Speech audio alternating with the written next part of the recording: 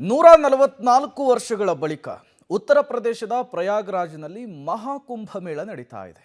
ಇದರಲ್ಲಿಯೇ ಕಾಲ್ತುಳಿತದ ದುರಂತ ಕೂಡ ನಡೆದು ಹೋಗ್ಬಿಟ್ಟಿದೆ. ಬೆಳಗಾವಿಯ 4 ಕೂಡ ಇದೇ ಕಾಲ್ತುಳಿತದಲ್ಲಿ ಸಾವನ್ನಪ್ಪಿದ್ದಾರೆ.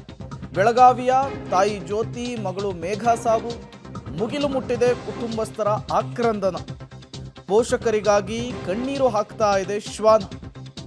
ವಡಗಾವಿಯ ಮೇಘ ಸಾಕಿರುವಂತಹ ಶ್ವಾನ ಸನ್ನಿಯ ರೋಧನೆ ಹೇಳತೀರದಾಗಿದೆ. ದೇವರ ದರ್ಶನಕ್ಕೆ ಅಂತ ಹೋದವರು, ಪುಣ್ಯ ಸ್ನಾನಕ್ಕೆ ಅಂತ ಹೋದವರು ಈಗ ಶವವಾಗಿ ವಾಪಸ್ ಬರ್ತಾ ಇರೋದು ಕುಟುಂಬಸ್ಥರಲ್ಲಿ ಅರಗಿಸಿಕೊಳ್ಳೋದು ಕಷ್ಟ ಆಗ್ತಾ ಇದೆ. ಮತ್ತೊಂದು ಕಡೆ ಮೇಘ ಪ್ರೀತಿಯಿಂದ ಸಾಗಿದಂತಹ ಶ್ವಾನ ಇದೆಯಲ್ಲ, ಅದು ಮೇಘನನ್ನು ನೋಡೋದಕ್ಕೆ ಕಾಯ್ತಾ ಇದೆ.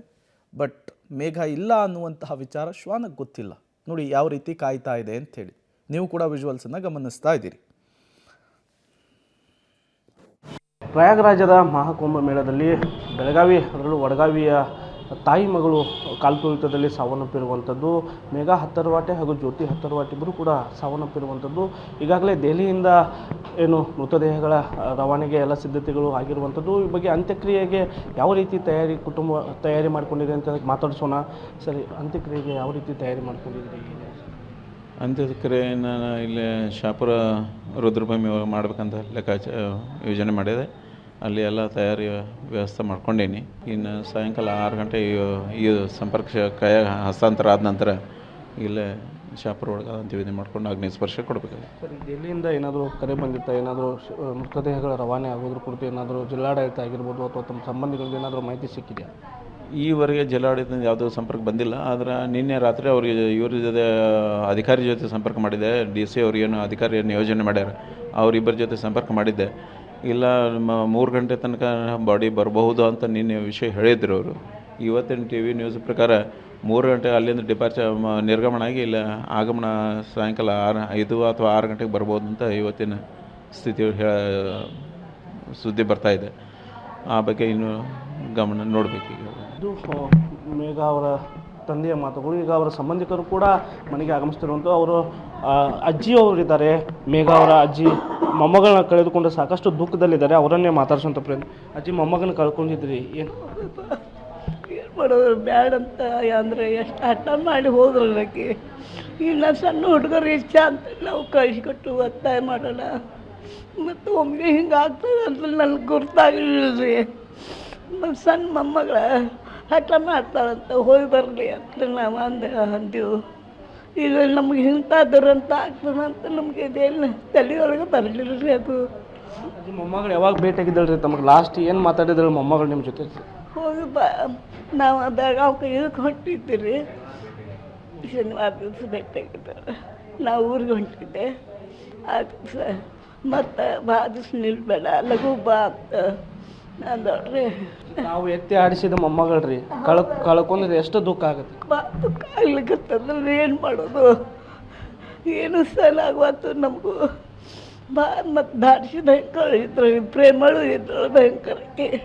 ಎಲ್ಲರಿಗೆ ಹತ್ತೊಂದ ಮಾಡಿ ಸೌಜನ್ಯದಿಂದ ಇರ್ತಿದ್ರು.